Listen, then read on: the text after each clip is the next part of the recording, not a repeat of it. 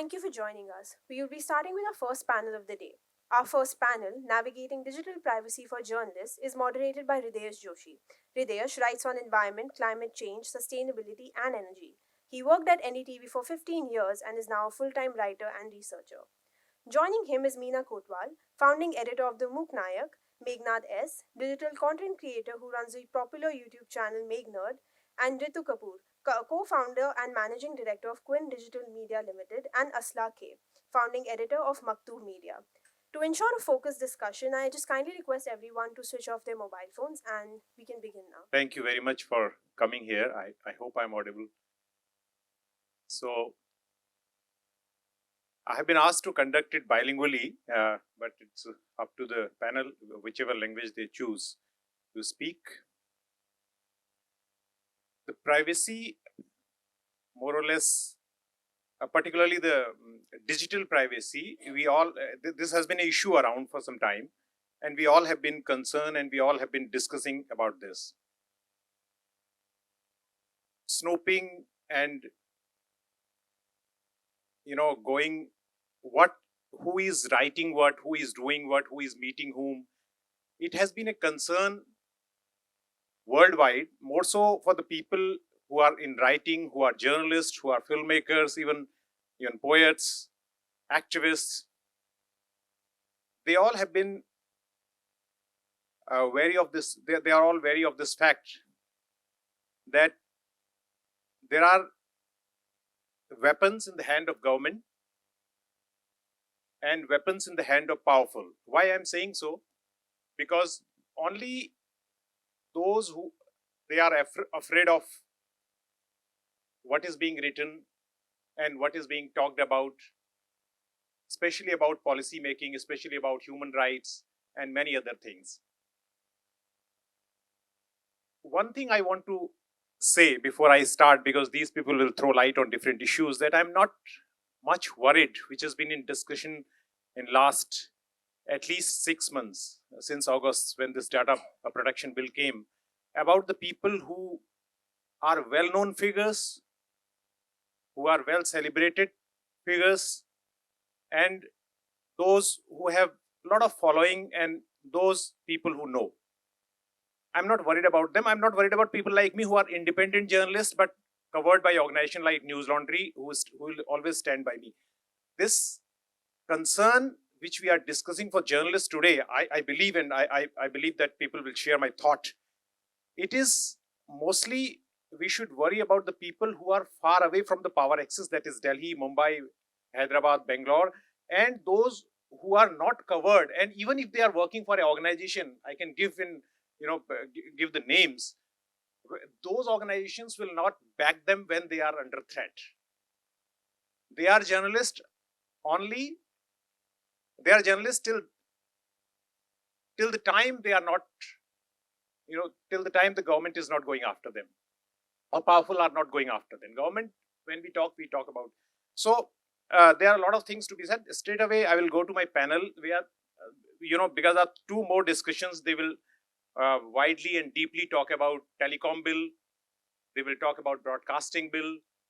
They will talk about other issues. But our concern is about how journalists talk to their source, how they report, and how they do all this at a time of these bills, these laws which are being enacted and in pipeline.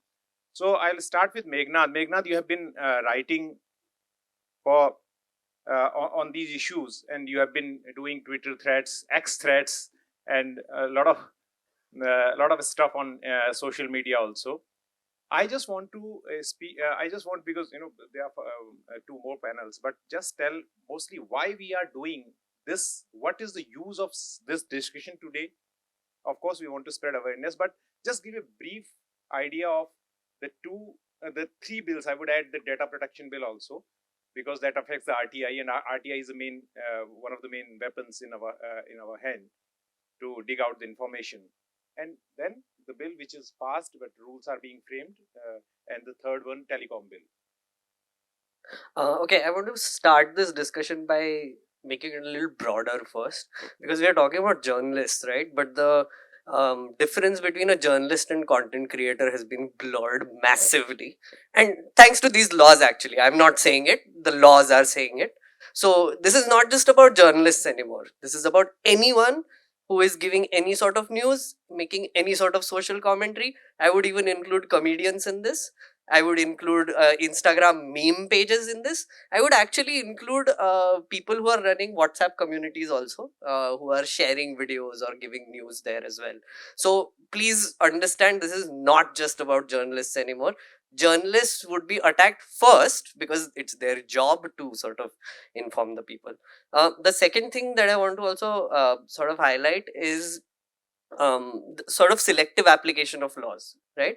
So all these three bills will have provisions which I'll run through quickly, that the government can use selectively to punish dissenters who they are uncomfortable with, but also completely ignore those who are propagating their own narrative, which has two effects. One is a chilling effect on the dissenters, but also emboldening the other side, which is no matter what they do, these laws will be not used against them. That is also a worrying factor. So three bills, I'll just quickly go through them, then we can take it forward.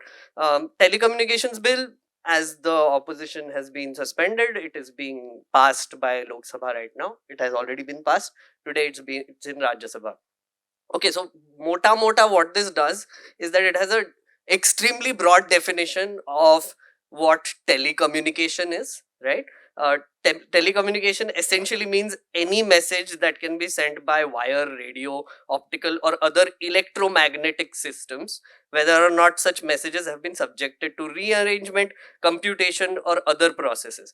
That is essentially what they are saying, which pretty much includes the internet. So there is a confusion, which I think was in the introduction also, about whether internet will be included in this bill. Now, IMEI said that it will not be. I disagree with it because the definition here is so wide that it is going to include any message. Basically, it's about any message, right? The other thing that I want to highlight here is biometric verification. So users of these telecommunication networks, which is everybody, will be required to do KYC, and this is biometric verification that they're asking for. So Aadhaar card, etc., which will obviously, for journalists, straight up, essentially it will want you to register, so your sources are gone. You cannot be anonymous when you're sharing news. Smaller journalists will obviously be affected by this the most. Third is interception. So they are saying that messages or class of messages between two people or more people can be intercepted, monitored, and blocked on grounds of, as usual, security of state, prevention of incitement of offense, and public order. Right? And again, we know how this is selectively applied. Um, just a brief example of this, Mahua Moitra, who gave login passwords, was a national security risk, and Pratap Simha, who gave a pass which allowed people entry, was not a national security risk. Selective application is what I'm talking about. Third thing is suspension. So they can take over and suspend any telecom network. Now, this is extremely dangerous because in Manipur, we saw internet shutdowns and they have to go to a magistrate, do all the things. Now, this law is basically giving them blanket permission to take over networks also. Then another small thing is they are allowing people to come into your offices and take your equipment. And also, it is saying that any person has to disclose messages in an intelligible format to an authorized officer. Now, I want to specify intelligible format here. What that means is that decryption will not help you. Encryption will not help you. Maybe they can say that to make it into an intelligible format, you have to open your phone through password do jo bhi hai, so that you can basically access it. Broadcasting bill is under consultation. Very briefly, it is essentially saying that everybody who is using a network is now a broadcaster, who is giving messages, who is sharing news, who is doing social commentary, is also a broadcaster. This is applicable to them. They have to register, they have to follow this law, and they have to follow a program code which the government will define. Now, the program code was in the Cable Television Act. It had things like you can't have programs with snobbish behavior in it and random things, decency, public morality, all those things. Again, this one also has a clause that it has given authorized officers powers to raid and seize equipments. They don't have to give you a notice. 10 days, if they keep your equipment for 10 days and then they send you a notice, it's fine. Then they can infinitely keep your equipment. Again, smaller journalists, content creators, their literal bread and butter can be taken from this, right? I mean, so at least one thing I should say that it should not sound that हम लोग यहाँ पर इकट्ठा हुए हैं. So सरकार ने, if the government has brought the bill, they have given the logic behind it. So the data protection bill is always, we all know that you get disturbed by so many calls. So government is saying this is to protect your data, and we are putting heavy penalty of the people who will leak your data, the companies, etc. The other bill which you are talking about, which has just been passed, the broadcasting bill. No, it's not been passed. It's in public consultation. Telecom bill has been passed. Telecom bill has been passed. Sorry, the broadcasting bill, which is open until 15th of January for the public consultation. This bill will bring everything, as you said, under the definition of broadcasting, but it is also what government says, and which is right also. Since 95, the technology has changed so much, so we have to. But confining to our discussion to this about journalists only, Meena, मैं आपसे पूछना चाहता हूँ कि अगर ये जो मुद्दे हैं जो आप उठाती हैं, मैं असले पे बाद में आऊँगा, असले के पास मुझे बताने के लिए कल बात हो रही थी, काफ़ी बातें हैं, तो इसमें आपको क्या लगता है कि जो जिस क्षेत्र में आप लोग काम कर रहे हैं उसमें पहली चिंता किस बात की? जी, हृदयेश जी, अगर मैं इस बिल के बारे में कहूँ, तो इससे पहले भी अगर हम लोग देखें, अभी बहुत आसान हो गया है किसी को भी टारगेट करना। अगर ये बिल आ गया, जैसे कि अभी मेघनाद ने भी जो है पूरा डिस्क्राइब किया है कि किस तरह से बिल जो है आपको इफ़ेक्ट करेगा, किस तरह से आपको टारगेट करेगा। तो बहुत ईज़ी हो जाएगा टारगेट करना, और जिस तरह के मुद्दे हम लोग उठाते हैं, हम एकदम सोशल इश्यू उठाते हैं जिस पर सरकारें बात नहीं करना चाहती, जिस पर कोई भी बात नहीं करना चाहती। कहीं पे पानी पहुँच रहा है, कहीं पे कुछ हो रहा है, और अगर हम लोग देखें जेलों में, एनसीआरबी का डेटा ही मैं बताऊँ, एनसीआरबी का डेटा भी कहता है कि जेलों में सबसे ज़्यादा जो बंद हैं वो दलित, आदिवासी और मुस्लिम हैं, जो उनकी पॉपुलेशन के रेशियो से बहुत ज़्यादा है। तो उनको तो बहुत ईज़ी हो गया टारगेट करना, और अगर इस तरह की चीज़ें, क्योंकि सरकार के हाथ में है अभी, वो बताएगी कि क्या सही है, क्या गलत है। हम लोग बहुत सारी चीज़ें देखते हैं कि सरकार के बहुत सारे मंत्री हैं जो गलत इन्फॉर्मेशन डालते हैं, लेकिन उनको कोई टारगेट नहीं करेगा। लेकिन जो हम लोग काम कर रहे हैं, हम जैसा काम कर रहे हैं, उसको हम कितना भी सही डालें, लेकिन हमें बहुत आसान है टारगेट करना कि ये तो फेक न्यूज़ है। इसीलिए बहुत सारे जो है अभी अगर हम लोग देखें, फेक न्यूज़ से लड़ने के लिए बहुत सारे चैनल खुल गए हैं कि ये देखो फेक न्यूज़ है। खुद हमारे पीएम जो हैं वही फेक न्यूज़ फैलाते हैं कई बार, लेकिन उनको कोई टारगेट नहीं करेगा। तो इसमें चुन-चुन कर आपको टारगेट किया जाएगा कि आप कौन-सी चीज़ें कर रहे हैं, कौन-सा जो है आपकी सरकार को, आपको नुकसान हो सकता है। तो बहुत ईज़ी हो जाएगा ये। हो सकता है आपका कोई एक ही ट्वीट हो सकता है कोई आपकी एक ही फेसबुक पोस्ट हो, जो वो वायरल हो जाए और वो सीधा जो है सरकार को टारगेट करे। इससे पहले आप लाइमलाइट में नहीं रहे हो, इससे पहले आपको कोई नहीं जानता हो, लेकिन इससे हिस्ट्री निकालना बहुत आसान हो जाएगा आपको। और अगर हम प्रिवेसी की भी बात कर रहे हैं, जी, आप कुछ कह रहे हैं? नहीं, मैं कहता कि ये मामला जो है, असले एक बात मैं पूछ रहा था, ये बात जो है मैं पैनलिस्ट से दोबारा पूछूंगा कि ये चीजें टारगेट करने वाली के लिए, जैसे अभी जो क्लाइमेट कॉन्फ्रेंस दुबई में हुई थी, तो उसके जो मुखिया थे वो तेल कंपनी के सीईओ हैं बहुत बड़ी दुनिया की। उन्होंने कहा था मुझे तेल कंपनियों के साथ व्यापार करने के लिए एक कॉन्फ्रेंस करने की जरूरत नहीं है, मैं वैसे ही कर सकता हूँ।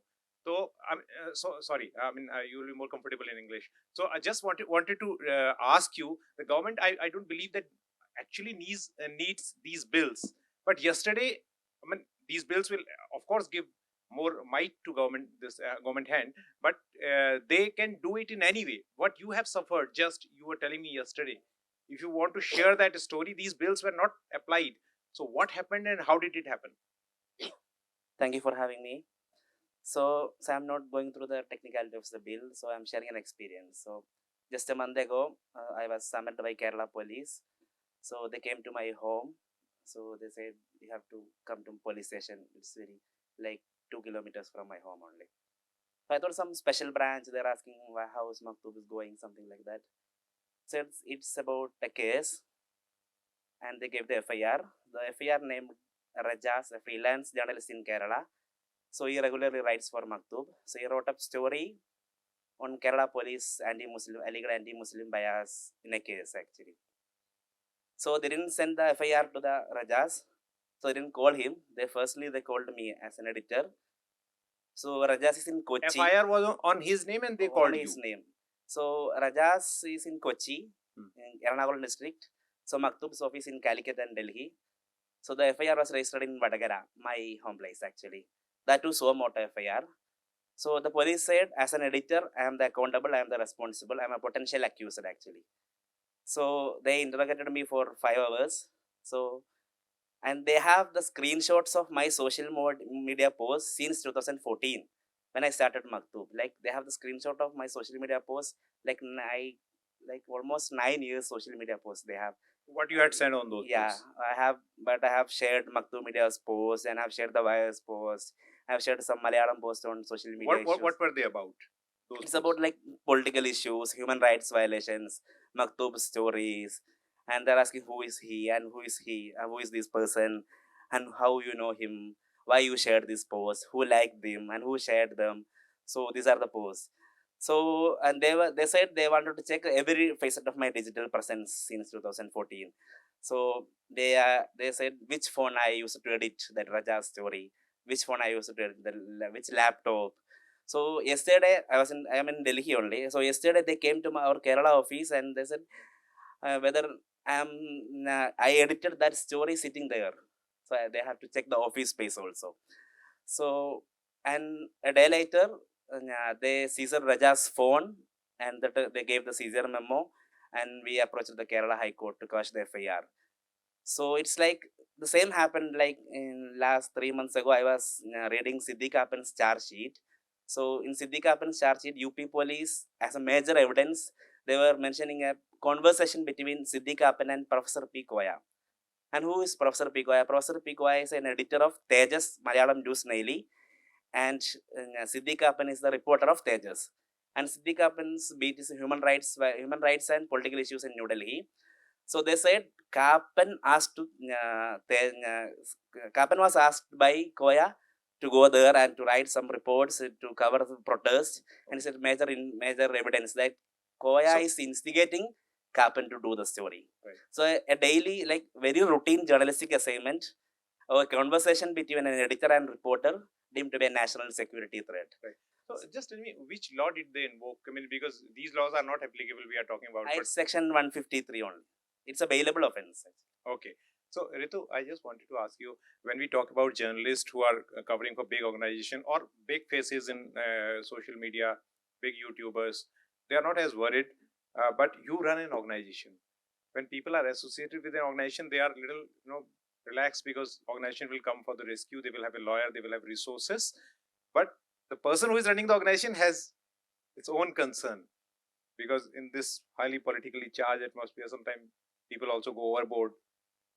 So how do you look at it, the entire thing, the enactment of these laws which are coming, and in last 10 years we have seen all this happening, and this is communist government in Kerala where it was happening. See, it's all extremely confounding. Now, if there is already the IT rules, why was there a need for the broadcast bill, right? Also, I think as somebody who runs who has a team of journalists, in an ideal situation, you want the journalists to go out and do their work without fear or having to look over their shoulders. But now it's just because there is this, there is the IT rules, there is the broadcast bill, there is the telecom bill, there is the data protection, and it's all very confounding because these bills are, I tried reading some of this for the purposes of this panel. They're very difficult to read through. They are extremely broad and they are vague. So you don't even. I think there's such complete lack of clarity on what can be seen as I mean, it's punishable now, right? What can be seen as punishable? What is going to only lead to interception or an investigation or an inquiry, what's going to lead to a raid, what's going to lead to your website or your YouTube channel being actually taken down. So this, I think, one of the things they've managed to achieve, apart from centralizing the regulation, which is, earlier there were independent bodies or seemingly independent bodies, and now it's all centralized, so to say, for ease of regulation. But I think so.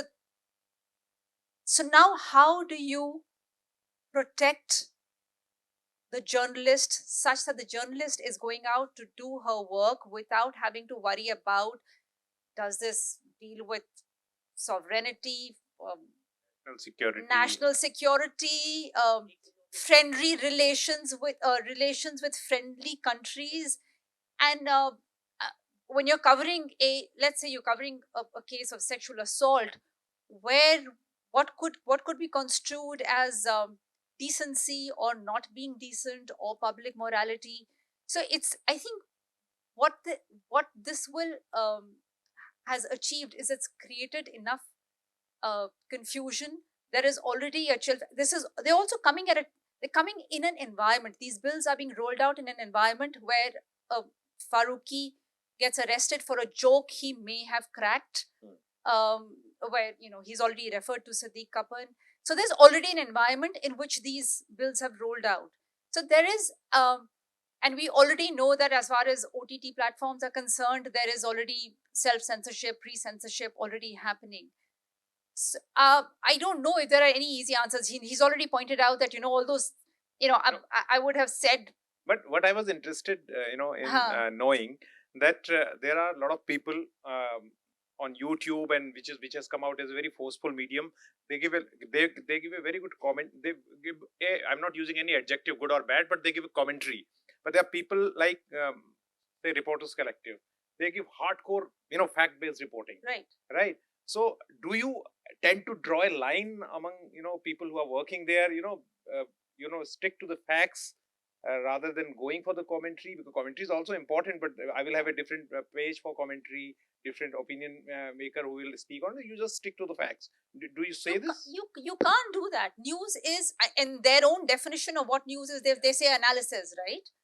So you can't be functioning. Basically, then what you're saying is, because then facts also have to be facts that are convenient for the powers that be. It can't just. I mean, there's a lot of. If you were to just stick to facts, there's a lot of fact which is not, which people will not be. I mean, she referred to that, right? There's a lot of fact that they're putting out there, not just opinion, which will come under, which is already coming under scrutiny, which will come under further scrutiny. And he's already pointed out that, when we were talking earlier, I said, I think it's time for journalists to be as, technically savvy and aware and know what they can do to protect their sources and to protect their data. But if I am required to offer all my information, then even if I've encrypted and scrambled my data, my sources are also, are at danger of being exposed. Also, to the point that you raised about what is the difference between a content creator and a news person or a journalist, there's also citizen journalists, right? Now, if you look at, let's look at George Floyd, right? None of the world wouldn't have known about George Floyd and what happened and how the man was killed had there not been a citizen journalist, for the want of a better term, I'm calling that person a citizen journalist, who rolled it and who put that out, right?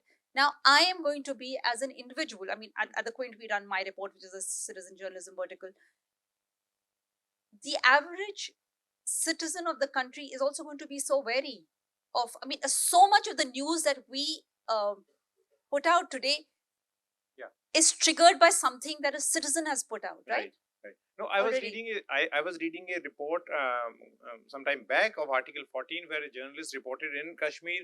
He was, detained in the Thana. Then he called the editor. Editor spoke to him, keeping the device, searching for the device, opening device, and then did you have to go through all this, device taking and all this? Because you are saying your case is like just 153, not UAPA. But did they also ask for your device and phone to look at?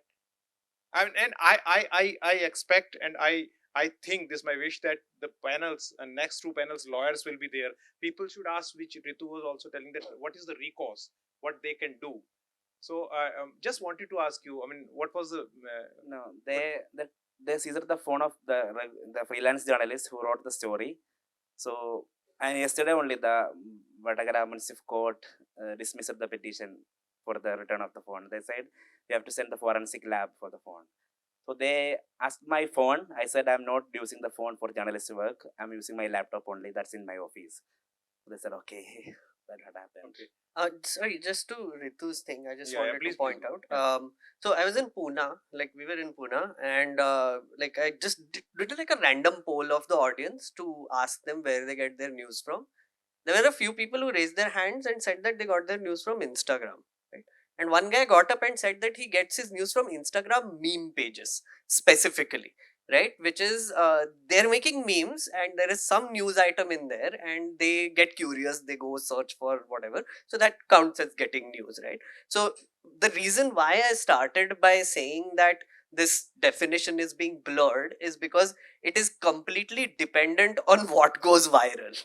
I mean, genuinely, like now, any sort of news item, social commentary, content, fact based investigative report, whatever it may be, if it goes viral and if it makes the government uncomfortable, that is when these laws will come into action. So you can be a meme page, you can be a WhatsApp group administrator, you can be anything. Yeah, I just wanted to know, I mean, in this, in the people sitting here, not senior journalists, are there journalists who believe that in 2-3 years experience or interns who want to ask questions, they can anytime raise questions, then floor will be, of course, open in 5 minutes for questions. I just wanted to say one thing, this keeping device and taking it, it's a big, uh, concern for everyone and now, and there are no rules. Abhinandan that time was telling me, my friend Abhinandan Shekhri, he is also in the third panel, that they do not have such powers to take away the device. They will have to sit there and they will have to take this. How much, what kind of big concern? Because a person can protect the device, but an organization cannot. Organization has so many computers and who is working what in which computer. So are they, how are you looking at this problem? See, I've had two encounters in the past. One was when we had the IT raid. Um, I think we were one of the first organizations to get journalistic organizations to be rated. I think other than NDTV. We were at that point. I was able to fight back with the raiders and say you can't clone. I have journalistic privilege. You cannot clone my data. You tell me what is it. You can open one file after another, and the files that pertain to my work, to my journalism, that's got nothing to do with income tax. So you have no business taking that. I don't know how that environment has changed. I don't know whether that bargaining power that I had, or another instance that we had where a colleague of mine, a former colleague of mine, she had a case of against under Official Secrets Act, and her matter thankfully went to the Mumbai High Court, where I think I don't know what's a politically correct word to use, but basically, I think it's a better court to be in, to have a case in, where the judge actually agreed with us that she's an investigative journalist, that her devices, while they must, they need to be kept under custody or whatever, because that she has an Official Secrets Act charge against her, the because she's a journalist and there is going to be data which will be the privacy of lots of other individuals who have nothing to do with this case. Therefore, her devices will be kept in the custody of the magistrate and they will not be made available to the police in Devlali. So, but all of this is about 5 years ago or 6 years ago. And I think things have changed since. So I foresee a time where I think we will go back a little more to the way we were, 20 years ago, when all of us started as, not all of us, but oldies like me started off as journalists, which is that you went and met people one on one. and you made notes on paper. And I think on sensitive cases and matters, I think we might be having to, depending on what the program code is, and what level of it, it's going to depend on that. So it's very difficult to say right off and completely broad brush that there will be complete surveillance, there will be complete censorship, but they're all portents of that, right? The other thing I just want to raise is, before we open up to, is I don't understand. There is the various steps. There has to be a grievance officer within your organization. There has to be the SRO, and then there has to be a content evaluation committee. The composition and the quorum and the other details of how that comes together will be determined by the government. Now, and everything that has to be published has to be under the approval of this content evaluation committee. I can understand if you're in an OTT doing a series or a show, it takes 4 years for the show to happen. There are multiple people who read the scripts. There are, various levels of, being careful, etc. We're news.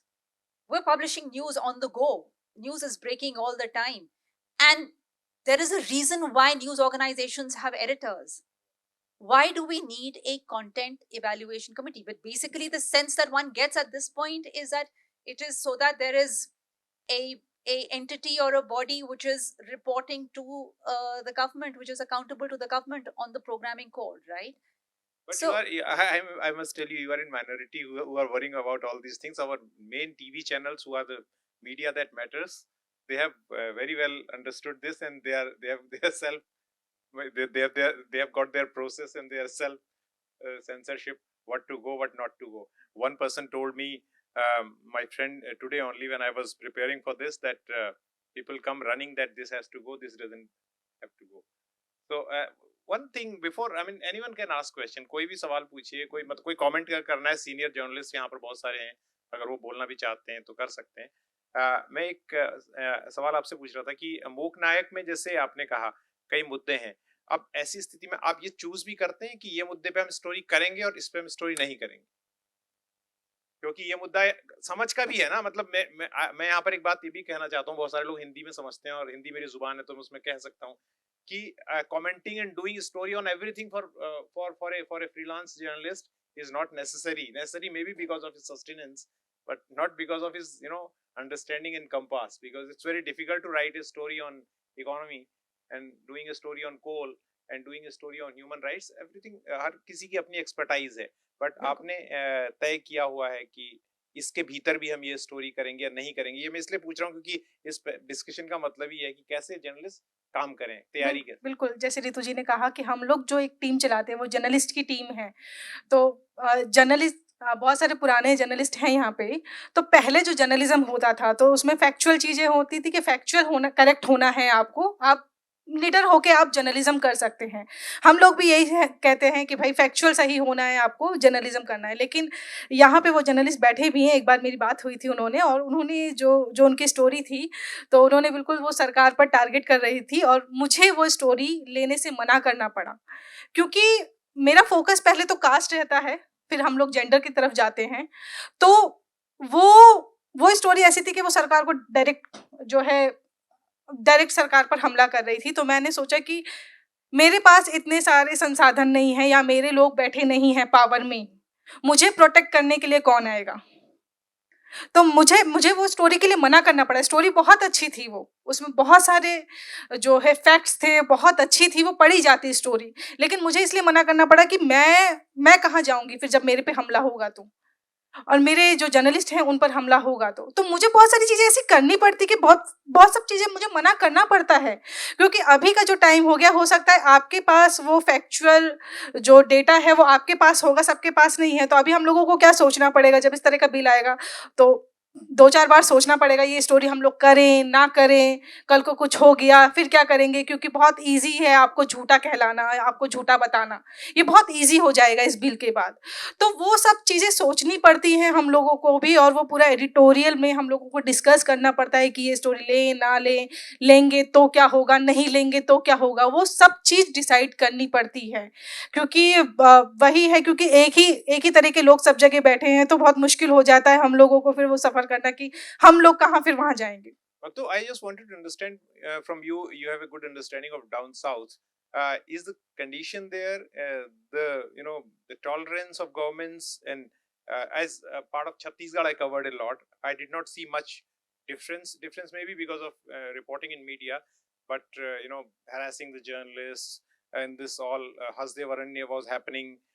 What to cover, what not to cover, all these things. It was happening in there also.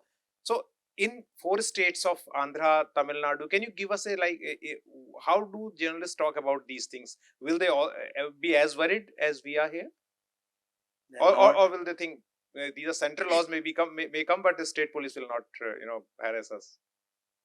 But like every governments, even it's communist, even it's BJP, Congress, they're concerned about the reports against them actually. That's the true.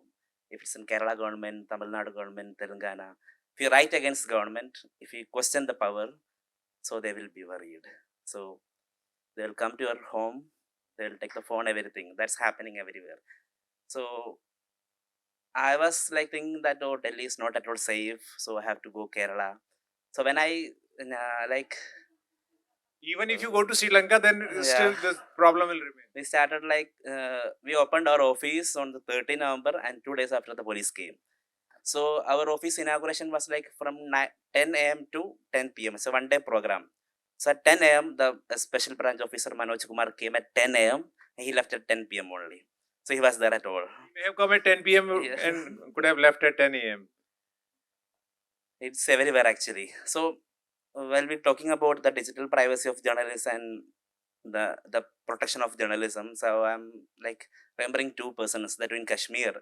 So Asif Sultan was arrested for writing a profile of Burhan Wani. Yeah, so it's like he's reporting about Burhan Wani. So Burhan Wani was a figure at that time. So he was writing a profile of Burhan Wani. It's not like pricing something that it's writing a profile. We have been reading profiles.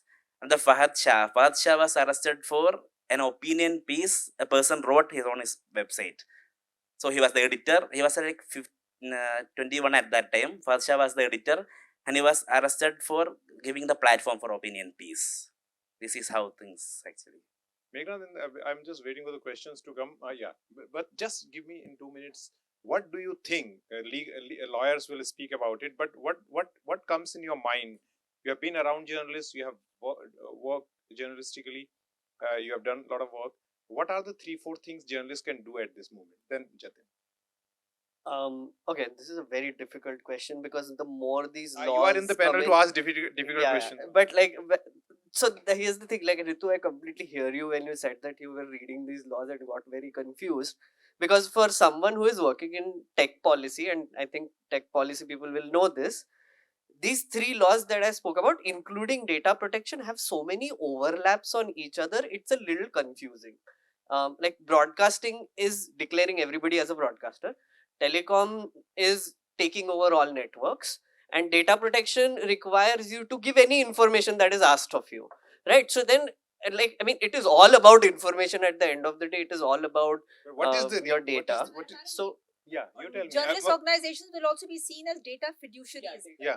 Yeah, That is so I because had to look up in the data data fiduciary, in the data protection bill, if you make a list of so many people who have not received a ration, tomorrow that list can be you can be asked data fiduciary that आपने इतना data क्यों इकट्ठा किया हुआ है, data इकट्ठा करना तो इस तरह से जुर्म है. So see, if a news organization is obliged by law to give up any data that is asked for, then that just makes me so vulnerable, and therefore I will be so careful about, or if I'm required to register and there is a threat of my registration will be taken away or my site will be pulled down if I do not comply, then somewhere along the line, like she said, you will start choosing which fights you want to fight and which stories you want to do. Just a minute. So one of the basic protections that, sorry, the question that you asked. So one of the things that I want to say this, like, is that first understand these laws. Like, make some Yes, yeah. effort and try to find out what these laws are and how they are going to affect you, how they are going to affect the people around you, and talk to people about it if there are lawyers who can help out with that. And the second thing is, I feel like encryption is not going to work anymore. What I do is I data wipe my phone every 2 months, I data wipe my computer every 2 months, and I store things in a hard disk and I hide that hard disk. I mean, that is the only thing I can think of right now. And Jatin. I wish. Am I audible? Yeah. Yeah. I wish there was a lawyer on the panel so that There are Yeah, two more, there are two like, more which is pa- full there of are two lawyers. more. I Yeah. know, but since this is the opening panel and you're discussing all the laws, now the thing is that Ashley mentioned that his case is under 153. The reasonable restrictions under 19.2 are already there in the Constitution. The program code already exists in the Cables Act. So I want to know from the sense I'm getting from you is that is it because the environment is such then that this barrage of laws is going to lead to self-censorship? Yeah, that's what self censorship की बात वहां पर है जो लगातार हो रही है. पर गवर्नमेंट ने तीनों बिल्स में पहले बिल जो है डेटा प्रोटेक्शन जो पास हो चुका है उसमें उन्होंने ये दलील दी है. They have given the logic that we want to protect the data. The main basic theme of the bill, which is why it is being brought, is this. And this broadcasting bill, because 1995 का जो cable act है वो बहुत पुराना हो गया है और टेलीकम्युनिकेशन एक्ट जो आपने बताया. So But yeah, speaking about the environment, so that obviously this is for a chilling effect, right? It is essentially maybe also to confuse a lot of lawmakers, is the sense I got. Because if you look at the IPC laws, there is a overlap there also, right?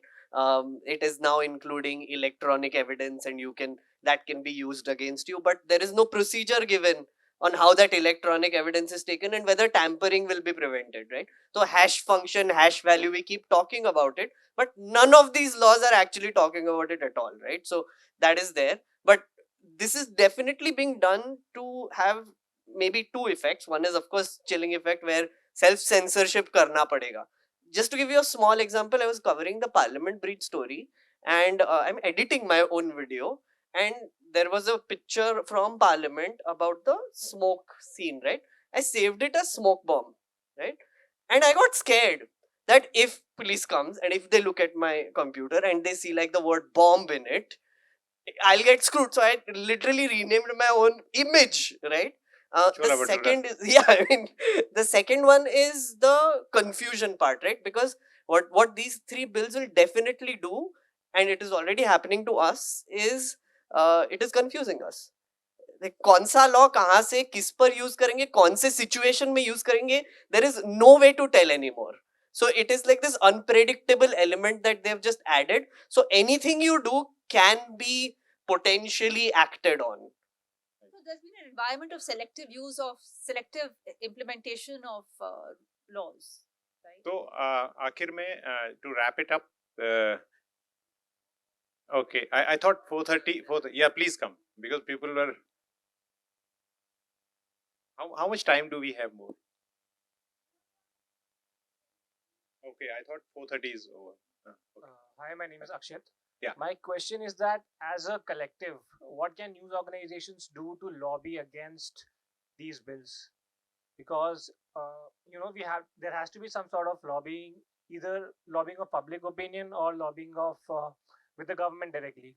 Is there something that collectively news organizations are doing, or we should be doing? Question.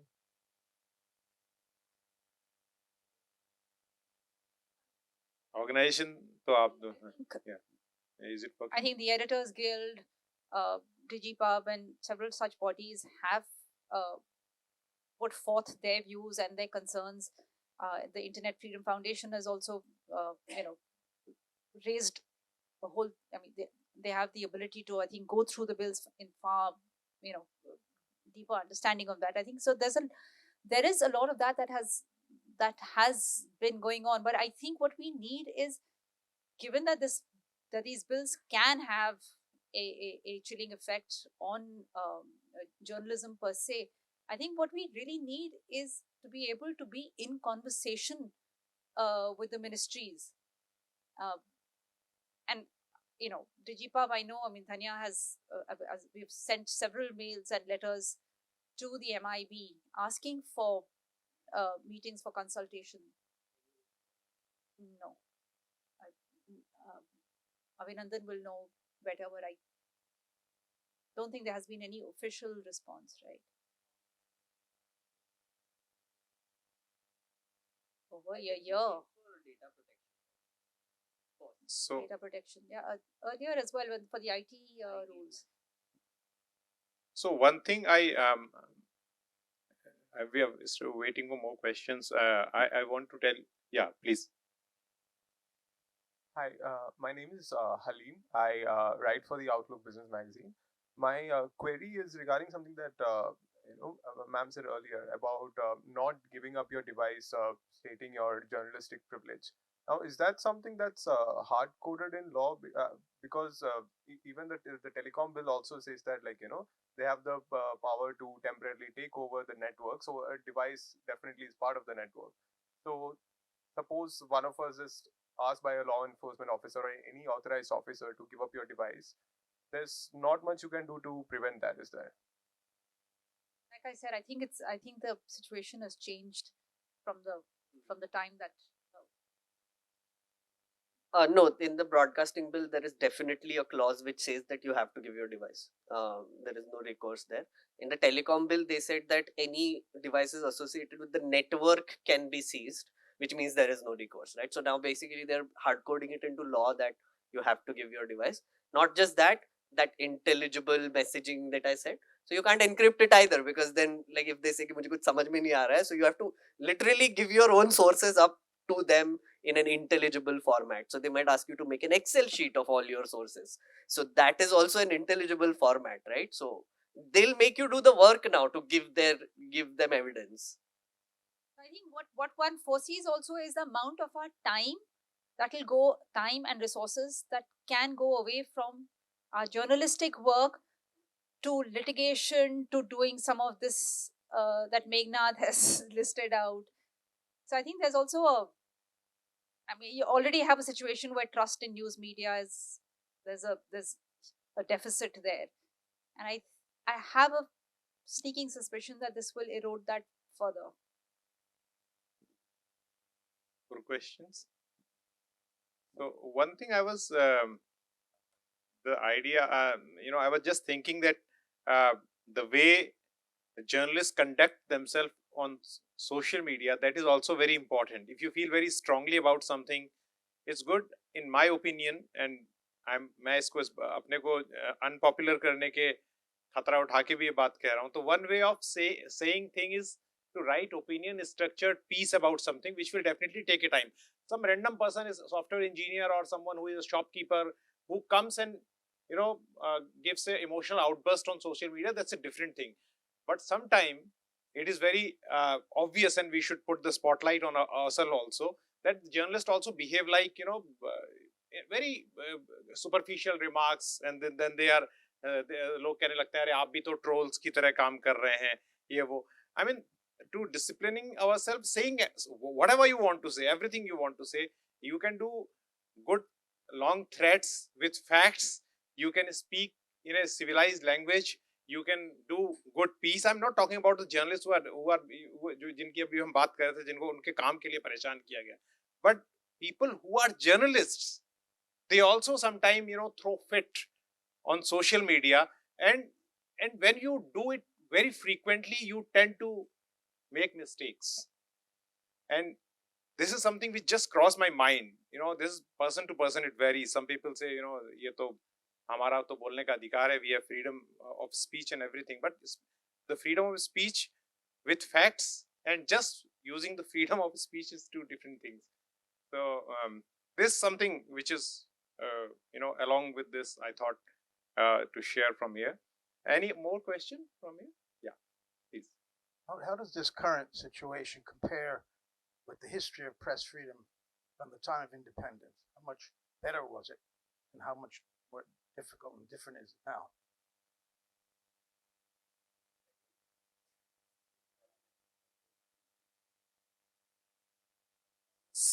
in the next panel, perhaps. Yeah.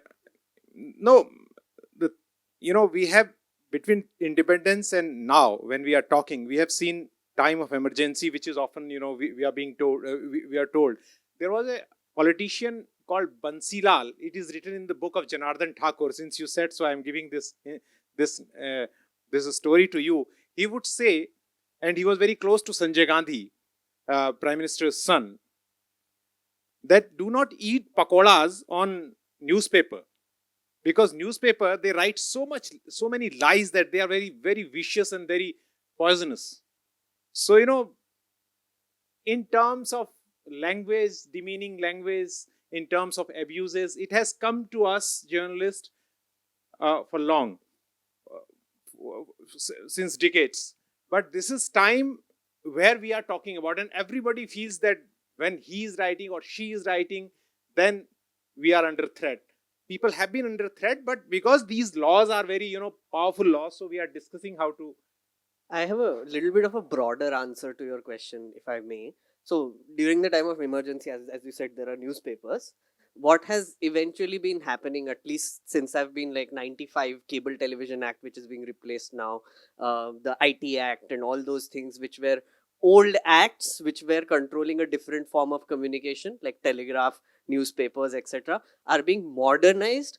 But not just modernized, they are being expanded to include more mediums of technology and communication, right? So for example, in the broadcast bill, there is a emerging technology clause, which means that, as I was joking with Abhinandan, that any sort of emergent technology that is coming, the government has left leeway for it to be applied, that law to be applied on it and censored.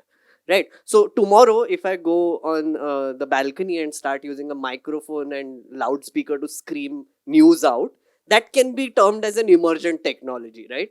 It's bizarre how this has come to be. But if you look at a broader sense of it, the government has always tried to control communication. The internet came in, chaotic things happened. They were not able to control it. But now through networks, through users, through data, three ways they're trying to have like complete control over communication. So you can say it's worse. Yeah, please. The independence and the press freedom. So I'm not talking about that. So today an opposition MP in parliament, while speaking about the criminal bill, said it's almost like Rowlatt attack by British colonizers in India. So same thing. और कभी बात की लोगों ने कि Instagram से बहुत सारे लोग खबर ले रहे हैं. People are using Instagram as their source of information, and we all know Instagram is owned by Facebook, if I am not wrong. And what Maria Ressa told about Facebook, that is the biggest threat to democracy. You want to know more about it? Read a long story in Reporters Collective about Facebook. So so all these things, कई सारी लोग जो हैं organizations fact check भी करवाते हैं. तो एक कहानी है ना कि दो भाई थे, एक रात को खिड़कियों में कोलतार फेंकता था, दूसरा कहता था कि साफ करवा लो. तो कई लोगों ने ऐसी दुकानें भी खोली हुई हैं कि वो दिन में टीवी चैनल फेक न्यूज चलाते हैं और उनके साथ के लोग जो हैं वो फैक्ट चेक भी करवाते हैं. तो ये भी एक चल रहा है. तो these are very, just as you said in the start, that this is very confounding and layered.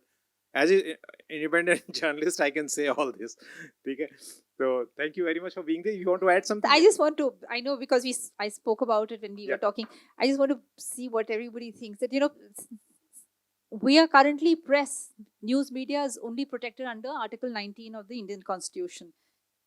Is it really time for a law to protect press freedom per se? Because it's, and I know we talked about it, and it's, you've got to be careful what you wish for. To have regulation, to counter regulation can have its own, slippery slope. But I actually feel that that's something that there is time now that we were to push for. So I think when we spoke about it, it was about the Witness Protection Act. So like something like we have witness protection laws, something like that for journalists. But then again, who is a journalist anymore? So thanks a lot. I'm not going to wrap it again because I've done twice. So so one concluding line is inform about these bills, inform yourself about these bills, and definitely ask questions, tagging Meghnad, tagging Ritu and all these people. Okay, thank you so much for being here and patiently listening to us.